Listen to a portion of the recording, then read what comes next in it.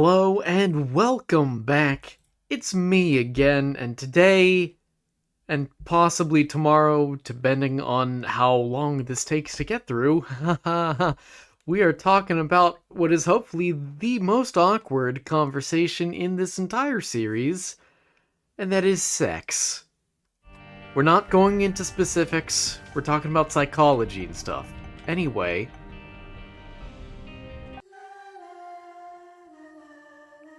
missed it by that much. Today is the final day of the Forgotten, as we send the Forgotten off to shores unknown, I guess. The Forgotten will be missed. A rather easy character, but a fun one, and a unique one. One of the more unique of the basic characters. Alas.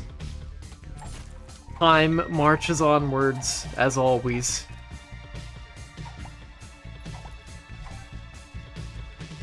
Yeah. If you can't tell, I'm brain fried today. Just up front, starting off. Great start to the day, great start to the recording session. Of course. But I'll do my best to get through it. And yeah, so again, today may just be a today thing. It may bleed over into tomorrow. We'll see. That was a very disappointing chest. I've got to admit. I was very disappointed. Uh-oh.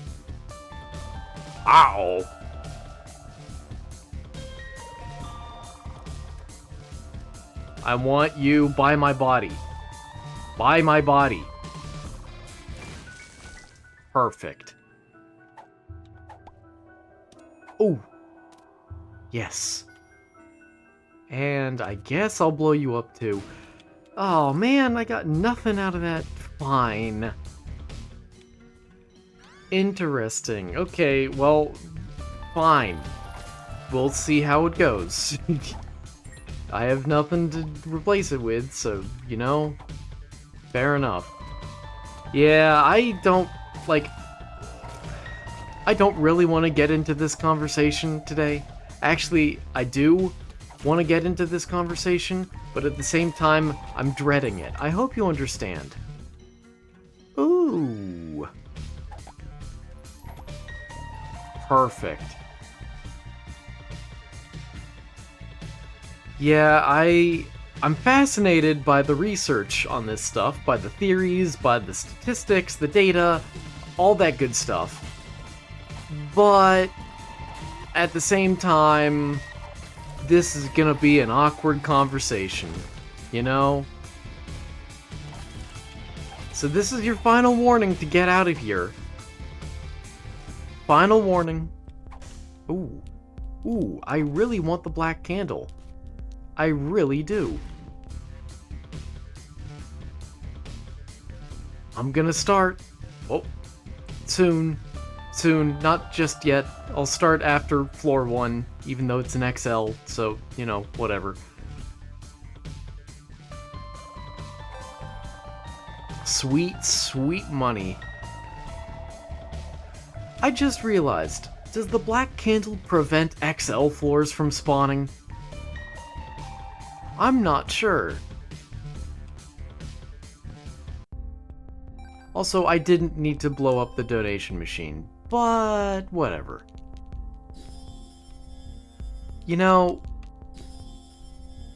It was short-lived. It will be missed. No, it won't. That's a lie. Let's get fighting the bosses. I have nothing else to say. Like I said, I'm already starting out brain fried, and this is a very awkward conversation. A very awkward conversation. But a fascinating conversation nonetheless, I think. No! I did get hit after all. Woo! Oh, well, okay, that works too. This works very well. Alright, I know I could go back and get that extra heart, but whatever. We're gonna get into it, and yes, today is gonna be kind of disorganized, all things considered, because it's kind of just like whatever topics relating to sex I felt like talking about. Again, we are not going into specifics in terms of, like, you know, practices. I'm not gonna get graphic here. But that's maybe all I can really promise you here. I want it. I want it. But first, let me swallow the poop, because it's still plenty useful here, you know? Whoa! Hello. Well, okay, I am no longer in any sort of financial distress. It's that easy. Anyway, let's actually get into the topic now, shall we? So, first thing I wanted to talk about, no, don't, okay, good, is how men and women compare in terms of some more generic sexual stuff. Yeah, keeping it vague at first. So first of all, let's talk about how men and women experience lust. Biologically speaking, men tend to have higher baseline levels of testosterone, which is closely linked to libido, that is, sex drive. On average, this leads to a stronger, more frequent sex drive. Oh, let me go get the thing before I forget. Yeah, finger bone. Nice. Women also experience sexual desire, of course, but it tends to be more context dependent. That is, dependent on emotional. Okay, there we are. Dependent more on. I am in the wrong body. That's a weird thing to say, but it's true. No. I don't want to lose more health. Oh. Yeah, it's pretty bad, but thankfully there was a heart just right outside. So, dependent more on emotional connection, environment, mood, etc. Oh.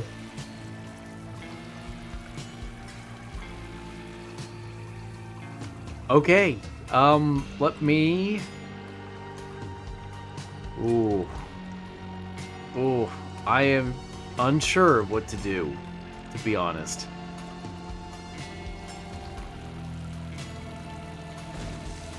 No! I should get more resources. Oh, yes! I still need another bomb, though, but having +1 luck right now is rather important. And yes, I will be taking the pinking shears, if you couldn't have guessed. Wait, that's not the fire. I have 1 bomb still. You know, I'm just gonna go to the boss. This is kind of a mess of efficiency, of saving time this run, because I have not done that at all. Whoa, hey! Aw, man. Smack! Oh, he's not even in the... Okay. No! What? That was weird. You had 2 tails. What gives?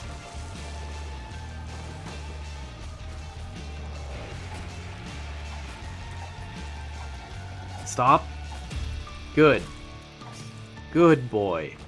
Nothing, huh? That's fine. At least now it's not hanging over me. That was quite the lag spike. Anyway, neuroscience tells us that is through brain imaging studies, to be more specific, show that both sexes actually experience arousal similarly. but men show more activation in areas related to visual stimulation, while women show more limbic system activity that is relating to emotions and bonding. So, perhaps the idea that men have higher libidos is not actually biological in nature per se, but is instead sociological in nature. It is cultural, in other words. Perhaps. Or maybe it's purely anecdotal and has no basis in reality.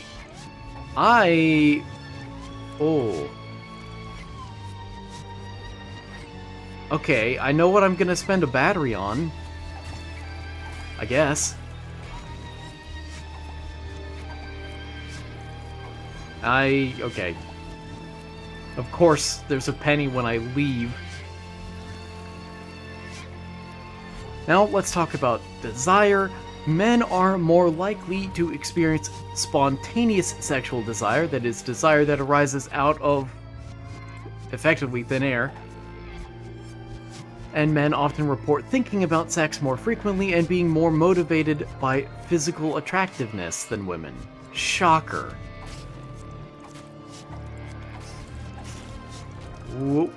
And I need a second bomb. I don't remember if there was one in the shop. Uh-oh. Uh-oh. Don't... Oh, okay, good.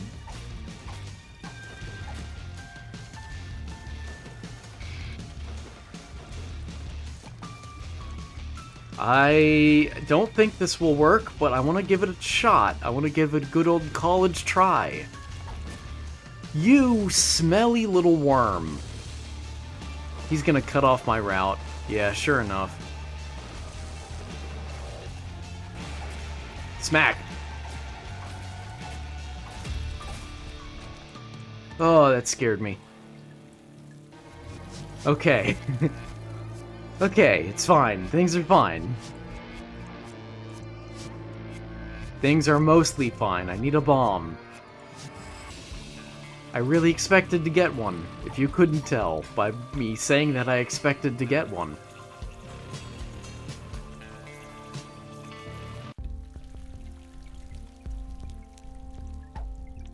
Oh, good.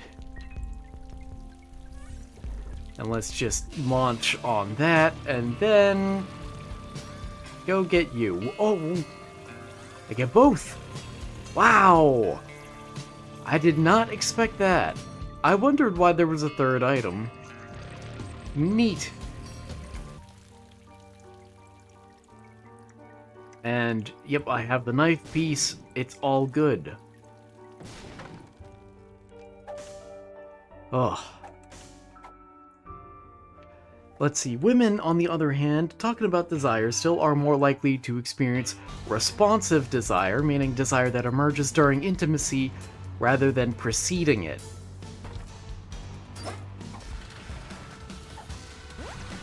Neat.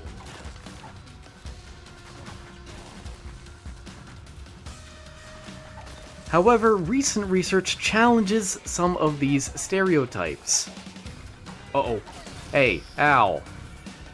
Meanie. Go get him. Go get him. Yeah. Yeah! Love to see it. Need that. Studies show that when social and relational factors are controlled, the desire gap between genders is smaller than previously thought. But still existent, I guess. Small but existent. Haha. I don't know why I made a Korok sound, but yeah. Yeah. Next, we're talking about sexual behavior of men versus women. And I know just last episode I talked about... Oh, man! Really? Nuts. And I didn't even get a bone heart back from that. Just last episode, I know I talked about, assigned male from birth versus assigned female from birth. And I apologize for not really keeping up with that right now. But I hope you understand that that's a little beyond the scope of this conversation to also include those factors. Not that those factors are unimportant. Anyway, we're talking about real awkward stuff. So, frequency. Men on average report wanting and engaging in sex more often, especially in adolescence and early adulthood. Variety of fantasies. Men are more likely to fantasize about multiple partners. Whoop. Good, good. Or novel situations. Women's fantasies often include themes of romance, power exchange, or emotional depth. And masturbation. Yep. Let's get it over with. Let's peel the band-aid off. Men report higher rates of masturbation and pornography use, but this difference is narrowing among younger generations. And there we go. That's all I had to say on that.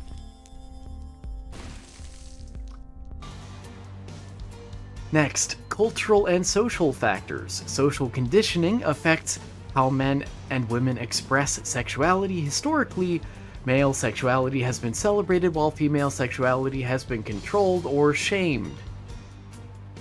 Although that is culturally context sensitive, I do know. But generally, in a lot of Western culture, that's the way it is.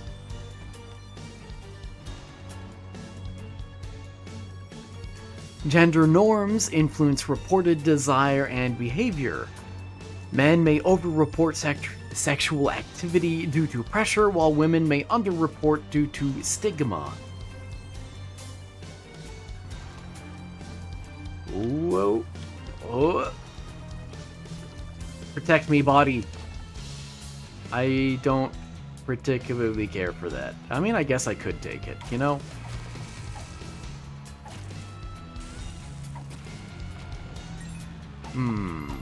Oh, nice. Cool.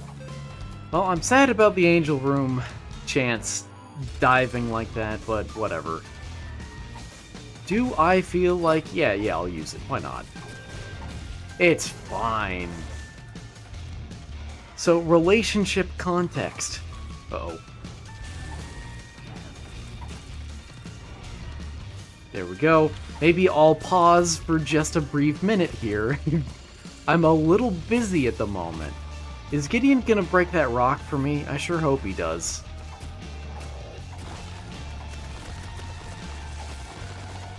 He sure did. Free Soul Heart. Uh-oh. No!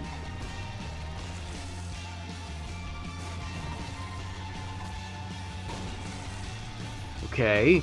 And lastly, a wave of these schmucks. Ow. Nice. I got it anyway. I am sad about that, but I will forego it. Yep. Conjoined. Let's go. Alright. Pretty good. I am perfectly okay if I get hurt at the moment. I've got a lot of soul hearts just lying around here, you know? I wish this was next floor so I could spend them on the door that hurts, you know? But, whatever. It's fine. And now that I've used that soul heart up, I guess I can go... Smacka. Yeah. So many bombs. What are we looking at? Two of clubs, sure. Ace of spades, the stars, the sun, the tower. Okay, cool. I'll keep the star I guess. No, I'll keep this. No, I already have the black candle. I don't know, man. Whatever. It's fine. I'll keep the sun. And this is...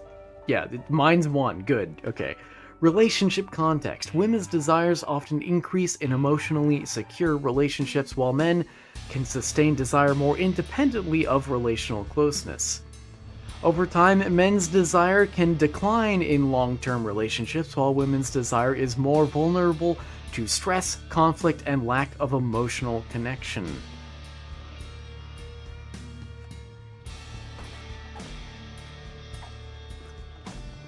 Okay. Oh, wow, that was quite the...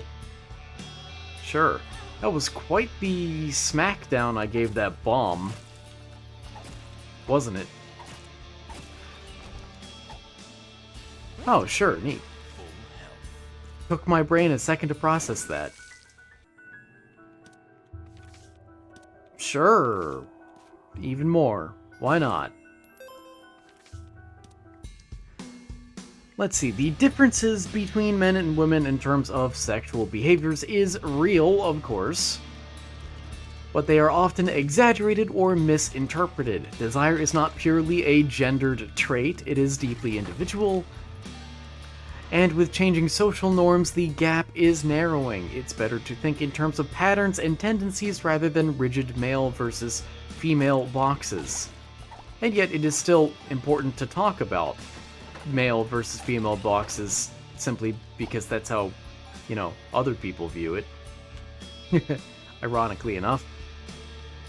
But now let's talk about how sexual orientation develops. That's the next topic here. So let's start with some biological foundations for you, okay? I say that like we're talking about you specifically. No, we're talking about you specifically tomorrow, so, you know, just hold off on that, okay? That's not true whatsoever. For legal reasons, that is not true, but it's kind of funny.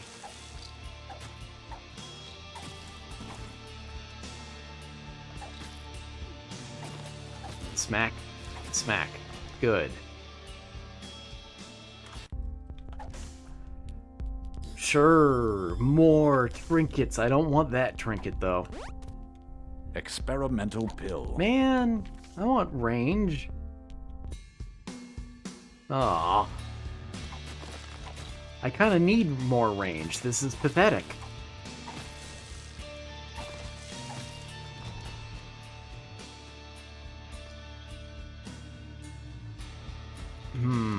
There you are. I was just wondering. Yeah, these guys have scared me. I'll just go ahead and get the knife. So, again, oh, let's go in here. Glass cannon, huh? No, thank you. Finger. Neat. So again, biological foundations of sexual orientation. Starting off with the biological foundations, what do genes tell us about sexual orientation? So twin studies, that is studies on literal twins, suggest that genes play a role in sexual orientation. Identical twins are more likely to share a sexual orientation than fraternal twins, but the concordance rate is not 100%, indicating other factors are at play. Large-scale genome-wide association studies, that is GWAS, like the 2019 study of nearly 500,000 people, found no single quote-unquote gay gene, but did find multiple genetic variants that collectively have a small influence on same-sex behavior.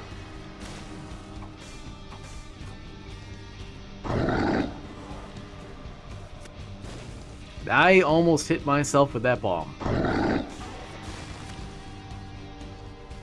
Of course I play as the Forgotten and I have to do a bunch of ranged challenges. Okay, that one scared me a little bit. I thought I was gonna get hit.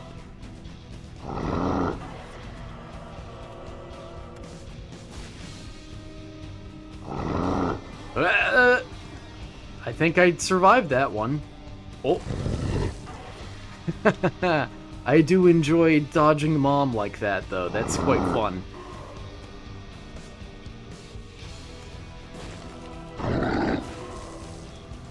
And out of here.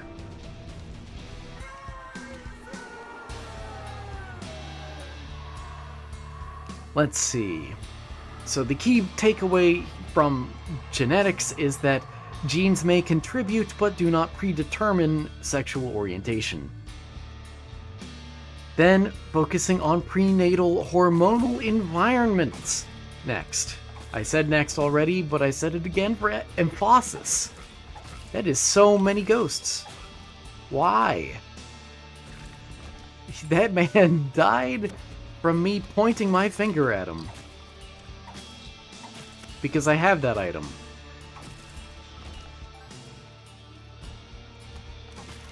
Whoa, whoa, whoa. Let's get him with the side eye. Ow. Well, okay.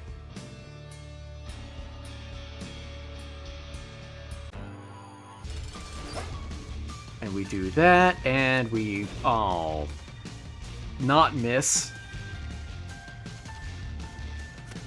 Nice, that's what I want. That is very much what I want. Excellent. Hey, no, hit the guy. Whatever, it's fine. I got him myself. No! What are you doing? You fool. Wow, hold on. I mean, let's do that, and then that. I got a bone heart out of that. Huh. That's kind of funny. Now let's go back for that soul heart. So a leading theory of sexual orientation development is that exposure to sex hormones in the womb, particularly androgens like testosterone, influences brain development related to sexual orientation. The quote-unquote fraternal birth order effect is one example. Men with more older biological brothers are statistically more likely to be gay, possibly due to immune responses in the mother that affect fetal brain development in later pregnancies. This supports the idea that sexual orientation may be partly wired before birth.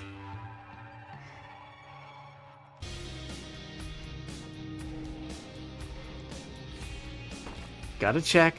I'm curious. I'm not curious. I'm not that kind of curious. Even though we're talking about related things. Man, I wish I had more range.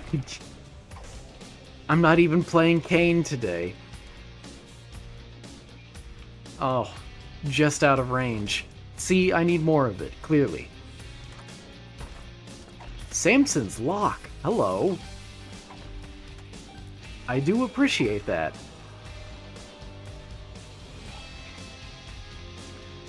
Next, let's look at brain structure and function. Oh. Perfect, we have a heart. Some studies have found subtle structural brain differences between heterosexual and homosexual individuals, particularly in regions related to emotion and sexual behavior, such as the hypothalamus. The INAH3 nucleus, for example, was found to be smaller in gay men than in straight men, and in fact similar in size to that of straight women. This was found by LeVay in 1991. However, these findings are controversial. Although I don't know why. I didn't look into it. I just know that they are, apparently. I want it.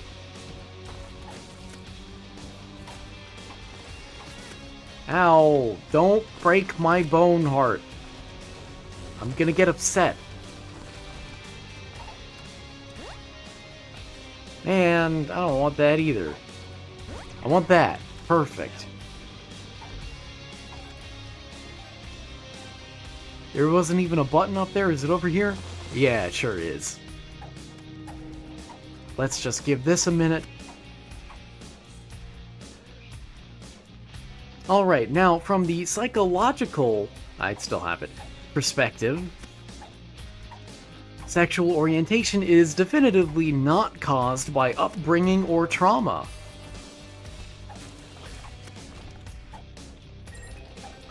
No credible evidence supports the idea that parenting style, abuse, or social environment causes someone to be straight, gay, or bisexual. Attempts to change orientation, such as conversion therapy, are ineffective and harmful. And major psychological organizations condemn them. Excuse me.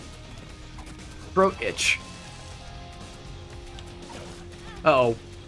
Oh, man. Hold on, I have a mute button. I gotta cough some more. Hold, please. I don't actually remember what my mute button even is. That is not it. That's gonna break some things later, don't worry about it. That isn't it either. Is it this? No. Is it this? What even is my mute button? Well... Oh, that's that button. Yeah, I don't remember what I set my mute button to be. Manual mute.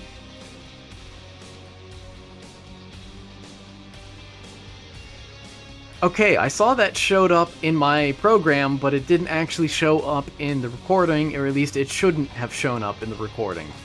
So here's hoping that you didn't hear me cough loudly into the microphone. One can hope. And there goes my heart. My heart goes out to you.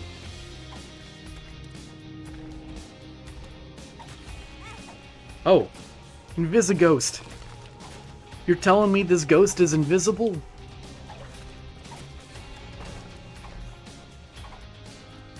I don't want an experimental pill. Ah, great. Okay.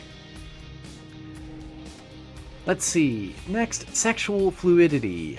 Particularly among women, some research, such as from Lisa Diamond, who I believe I mentioned just the other day,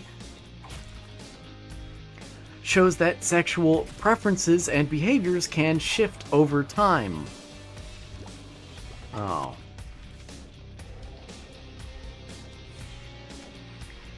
Not necessarily a change in orientation, but a reflection of emotional and relational dynamics. Why did I not go over there? This suggests that while orientation has biological roots, the way it is expressed or labeled may be flexible for some people. Good, good, good.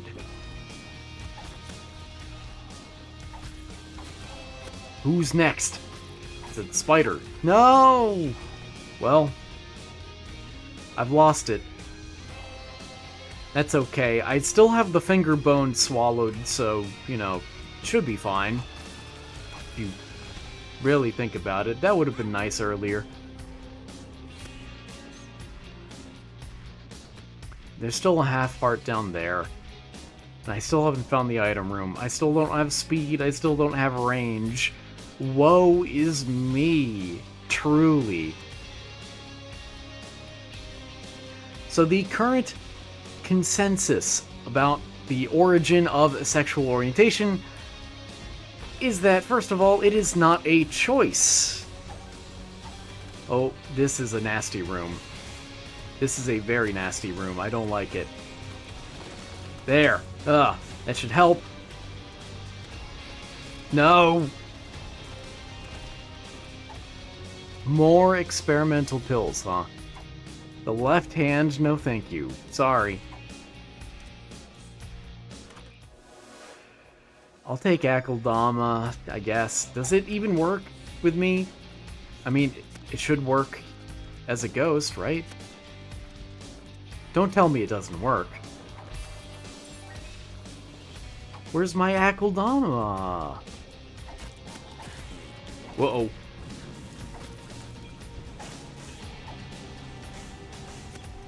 Oh. Oh, I have it now. I just suddenly have it. Okay. Or I was blind, and now I see. I don't know. I don't know how this game works.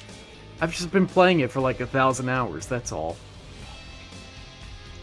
Let's see, so sexual orientation appears to develop early in life, likely as a result of biological predispositions, shaped subtly by early experiences or environmental influences, but not in a deterministic way. It is not fully understood, and scientists caution against oversimplifying a highly individual and nuanced aspect of human identity. Uh-oh, this is like the worst boss for me.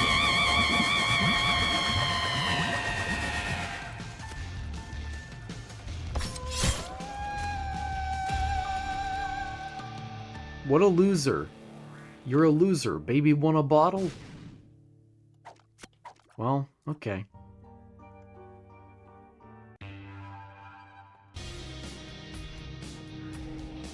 Let's see, there's also growing recognition, by the way, that attraction, behavior, and identity, that is, sexual attraction, behavior, and identity, don't always line up neatly. Someone can have same-sex attractions without identifying as gay or bisexual, and vice versa. The focus in modern science, not scientists, has shifted from what causes it to how does it work and how can we support healthy, authentic sexual development. Now, if you thought things couldn't get any more awkward, just wait. We are halfway through everything that I have today to talk about, which is why this may bleed over into tomorrow. Oh, yay! Because now we're gonna talk about kinks and fetishes. And I unfortunately do not mean like dents. You know, a kink, a dent, or something to be straightened out. And, you know, we're also not talking about, like an object of worship. That's, you know, that's an alternate definition of a fetish. Instead, we're talking about awkward sex stuff again. So, I felt it was only natural and perfectly fascinating, as much as I'm kind of, you know, memeing about how awkward this is to talk about. I still clearly find it fascinating. Oh, can you give me, like, an extra bone heart, by the way? I guess not. I will gladly accept that, though. I figured it was worthwhile to talk about how kinks and fetishes develop, since, you know, I just went through sexual orientation development. You know, I think that's perfectly reasonable and valid. Oh, there's a full heart drop. Great. Wait, I am dumb. Never mind. I am so dumb. I am dumber McDummerson. Yeah. I just want the speed blood bag, that's all. And to be rich and famous, that too. Please drop more red hearts, I'm running out of red health. I got one! Okay, well, I've run out of red health, but there's still some hope. Oh, I can enter the boss room! I didn't realize it worked like that. Cool.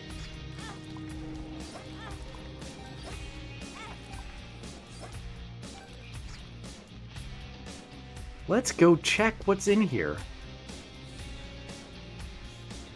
Of course it's something useless. Why wouldn't it be? Where's that bad trip pill? That should also work, right? Oh. I thought it... Oh, well. Whatever. I'll just use it. What are we looking at? Oh, a lot of dead ends. Okay. Cool. So, again, let's talk about kink and fetish development. It's only natural. Oh, well, I mean, it's only natural to talk about because this is the internet after all. It's all over the place. Sort of. It's not that all over the place. It is somewhat all over the place. The majority of the internet is porn after all.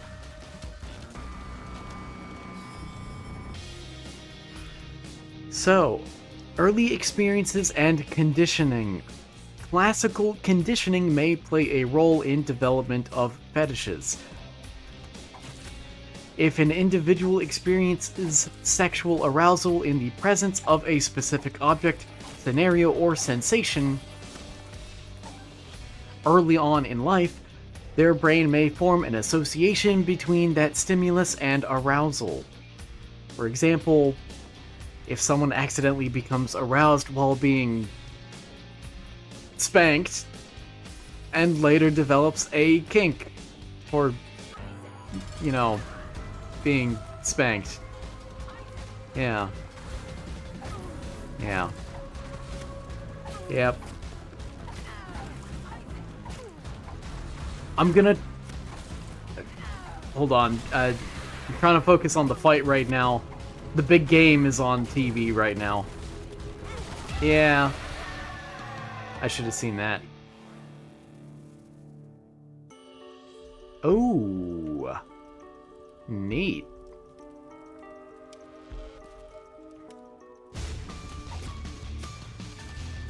Actually, let's grab that now.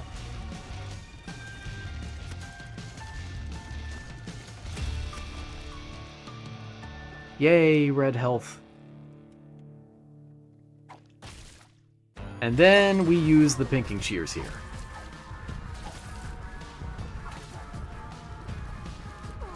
Oh, I can't see...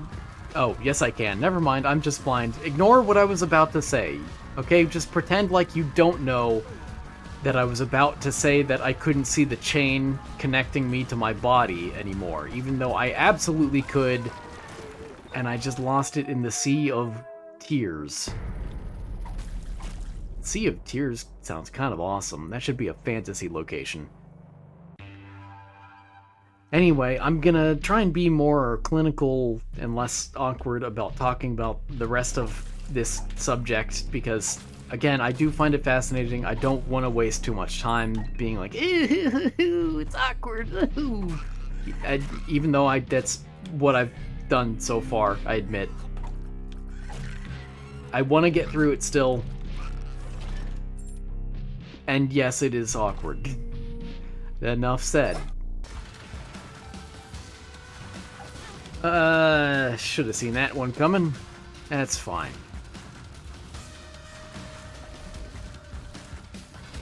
Can the gas go away? Well, okay, it sure did. That was a lot of damage. I don't like that.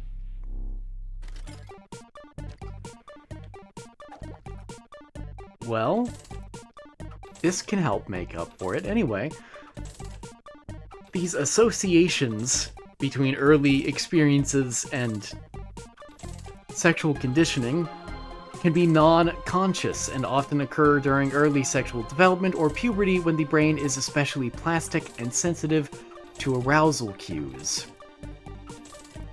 The brain's sexual arousal systems are highly integrated with emotion, memory, and sensory processing. For some people, cross-wiring in these systems, that is tactile or visual input linked unusually strongly to arousal, might create strong fetishes, such as with feet, leather, or latex. There's a hypothesis that fetishes are variations on normal sexual imprinting, where people's early erotic experiences, quote-unquote, lock in particular preferences. Yes, it should be said that specifically, I remember this being a widely circulated study about, I believe it's brain imaging on people with foot fetishes. Found that they have an unusually strong link in their brain between sexual arousal and visually, what was it? Something about feet specifically. that it's not actually their fault. They just they happen to have a particular brain setup. Wow, okay, that works. That was the last place I expected to get that from, but neat. I'll just stand over here. Next, let's talk about personality and temperament. People with high openness to experience, sensation-seeking, or a non-conformist disposition are more likely to explore or develop kinks.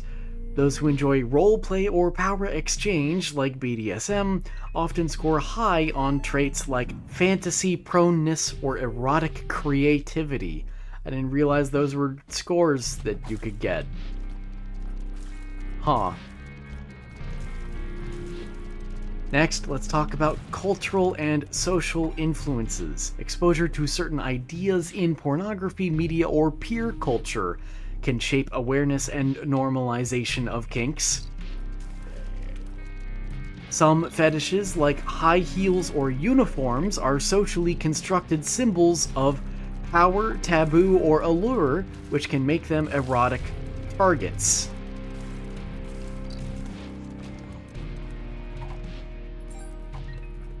Next, let's ask the question, do kinks and fetishes develop as part of sexual orientation? Which was my natural question. Ooh. Hold please, I'm a bit preoccupied right now.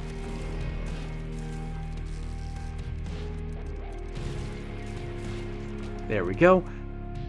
No, not directly, at least, that's the answer, but they can be intertwined. Sexual orientation defines the gender or genders that you're attracted to, whereas kinks or fetishes define the type of stimulation or dynamics that arouse you, often independent of gender, of course. Hold, please. Once more.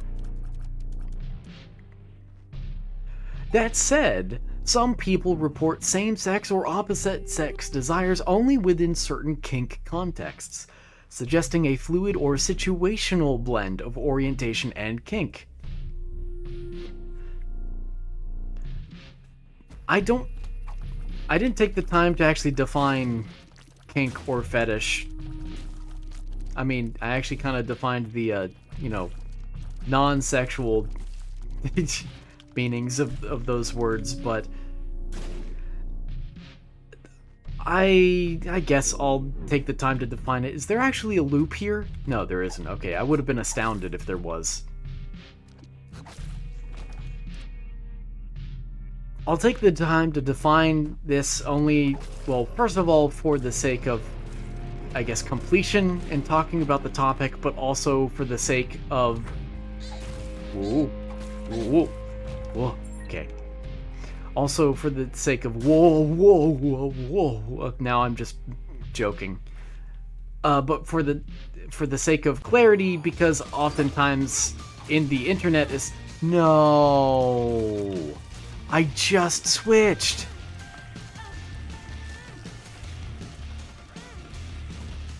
I can't believe that. Oh. Actually, that helps a lot. I'll be back. Scapular is not bad for me. The real question is, what do I want to fight Mother as? And I think the answer is ghost form. Oh, I think I'll get... I love you. I love the extension cord. I think I need to get rid of it. I'm so sorry. Actually, I have the Empress already. Yeah, okay, I'll deal with that. Anyway, a kink is a non-normative sexual interest. such as bondage or roleplay. What is that friend that I have? You are gross, buddy. That's a compliment, by the way. Whereas a fetish is a strong sexual fixation on a specific object, body part, or situation. And again, I'm taking the time to define those because from what I've seen of the internet, oh, of course. From what I've seen of the internet, there is a whole lot of quote-unquote fetish content out there, but it seems like, from what I can tell, there's not that many people with fetishes? With true, bona fide fetishes? It's a weird way to say it, but I think it's appropriate, because people, with the ubiquity, almost, of fetish content, people don't even seem to, I don't know, maybe I'm just talking about what I suspect other people think without actually verifying any of this, which is true. But that it seems like now that, what was that? Not that many people focus or care about kinks, because, or care to really differentiate between kinks and fetishes, rather. That might be a more accurate way of making my point. That it's so normal to talk about fetish content that people ignore the reality of kinks. Ignore that alarm that just went off that hopefully you didn't hear whatsoever, because I forgot that I said that a while ago. It was for me to record, and I started early. About 50 minutes early. Yeah, I can look at the timer in OBS. It's a skill of mine.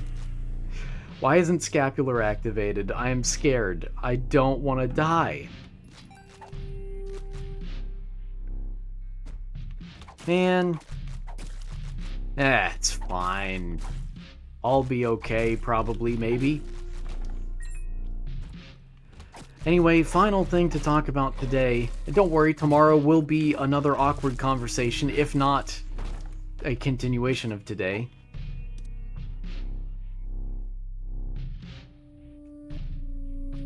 Oh man, it's still a full health pill.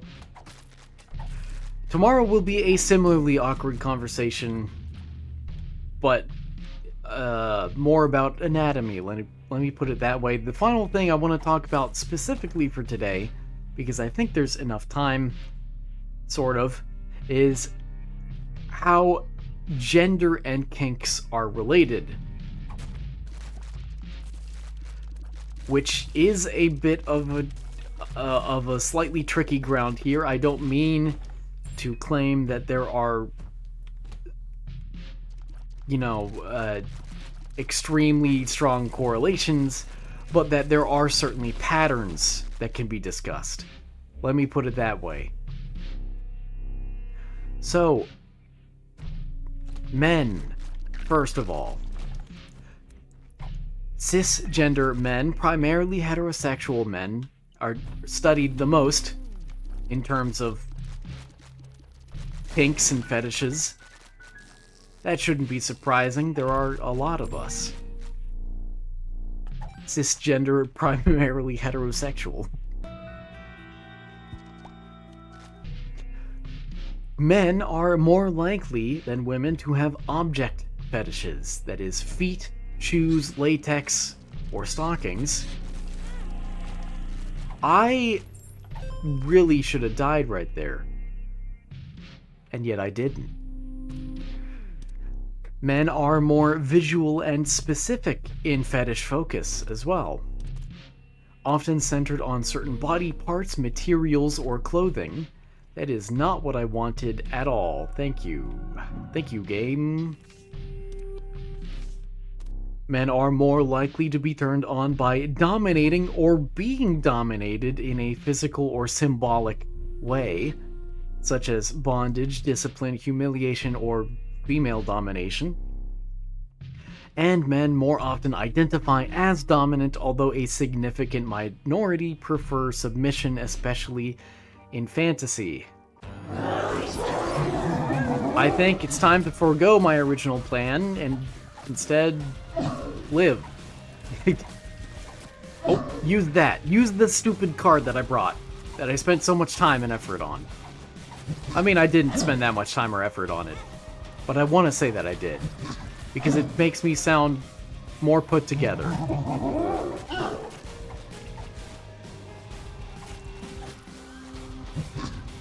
And there we go. Let's talk about women now. Women, again, cisgendered, primarily heterosexual women is the focus group here, is the population that we're talking about, primarily. But again, that's because we? What? No. I didn't mean it like that.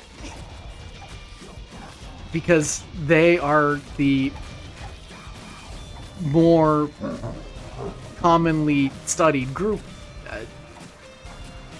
It's not like this stuff is studied that frequently, you know? So for cisgender, primarily heterosexual women, there tends to be more of a focus on psychological and relational aspects to their kinks. For example, emotional control, trust dynamics, or power exchange. There's a higher interest in submission, masochism, bondage, and being dominated, especially in consensual and emotionally safe contexts. Oh, good. And there's less likely to be a specific object fetish, but more likely to eroticize scenarios, such as forced orgasm, captivity fantasy, or consensual non-consent.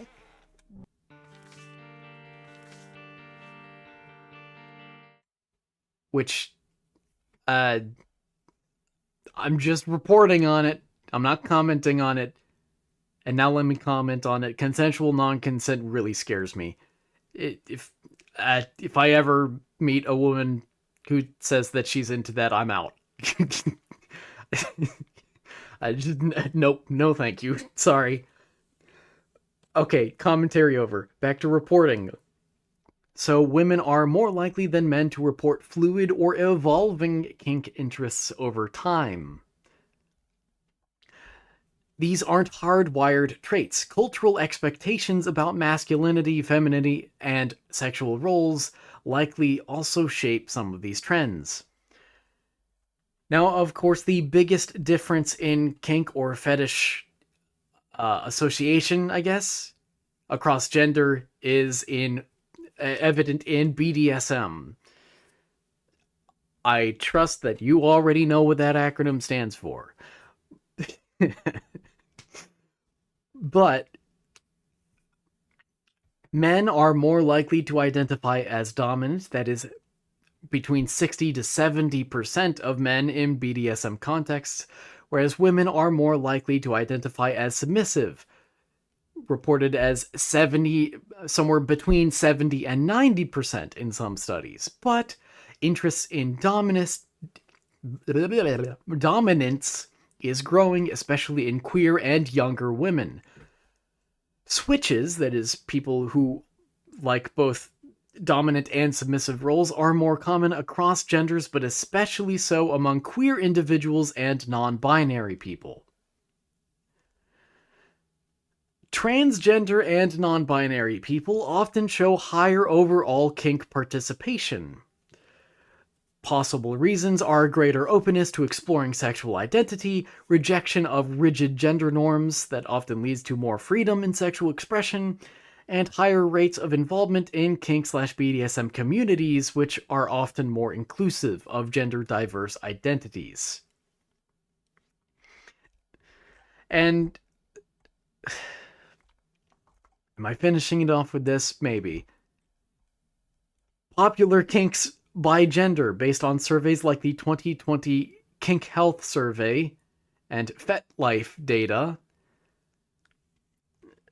Foot fetish, more common among men. Bondage, common among both, with a slight preference among women. Dominance and submission, both with gendered dynamics. I mentioned that before. Masochism is preferred by women. Sadism, that is inflicting pain, preferred by men. Roleplay is pretty equal, actually. Cross-dressing is preferred by men, not women. And humiliation fetishes are apparently fairly equal across both genders, but more openly preferred by men, interestingly enough. Final notes, final things to talk about, and it will be over. We will be done. Men often externalize erotic focus, that is, objects, actions, or visuals, while women tend to internalize, such as emotion, power dynamics, or intimacy. Women's kinks are more context-sensitive, such as emotional trust and relationship quality, whereas men's are more stimulus-driven. And women are more likely to explore kinks within relationships, while men may explore them more independently through porn or fantasy. Gender influences how kinks and fetishes are experienced and expressed, but does not limit what any individual might enjoy. Cultural norms and gender roles play a big role in shaping kink identity and openness. And queer, trans, and gender diverse communities often challenge traditional gender kink pairings, showing the real fluidity and flexibility of desire. And with that, we are done. I'm not talking about this again. We're going to talk about something else awkward tomorrow that is vaguely tangentially, not even tangentially related, vaguely related. But that will do it for today. As awkward as today may have been, I hope that you still learned something. I think I did. Although I'm probably not going to focus on any specific fact that I actually learned, because it's kind of an awkward topic. But I definitely did come across a lot of information here that I wasn't aware of before, because even though I have been around the block on the internet, despite the virgin Christian that I am, I have been around the block on the dark side of the internet. There is still some stuff here that I was not aware of. Cool. Also, I'll probably link this rather big survey that I didn't use in today's notes, but it's a very large survey of kink and fetish association by gender. It was very fascinating to look at. It is very not safe for work. Even just the names of some of the categories are not safe for work. So you have been warned.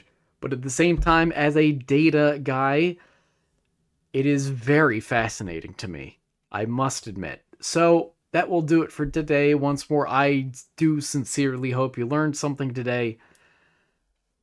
I hope you were entertained by me playing The Forgotten, and now we're done with The Forgotten. Rest in peace.